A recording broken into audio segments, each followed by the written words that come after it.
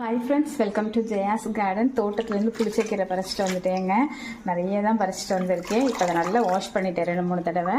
இப்போ நம்ம ஒரு மண் பாத்திரத்தை வச்சுட்டு அதை உள்ள இந்த கழுவுன கீரையை வச்சுக்கலாம். அதோட ஒரு 10 சின்ன வெங்காயம், 5 பல் பூண்டு போட்டிருக்கேன் ஃப்ரெண்ட்ஸ். இது எல்லாமே வற்றி குட்டி ஆயிரும், அதனால தான் நிறைய இந்த சின்ன பாத்திரத்தில் வைக்கிறேன். அந்த கீரையோட ஒரு பெரிய தக்காளி, அப்புறம் காரத்துக்கு தகுந்த மாதிரி ஒரு 8 மிளகா போட்டிருக்கேன், சீரகம் போட்டிருக்கேன். எல்லாம் வேகட்டும் ஃப்ரெண்ட்ஸ்.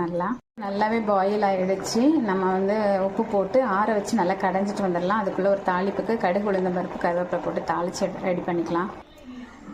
தாளித்து ஊற்றிட்டேன் ஃப்ரெண்ட்ஸ். தாளித்ததுக்கப்புறம் அதுக்கப்புறம் கடைஞ்சிட்டோம் அப்படின்னாக்கா இன்னும் கொஞ்சம் ஃப்ளேவர் நல்லாவே கிடைக்கும்.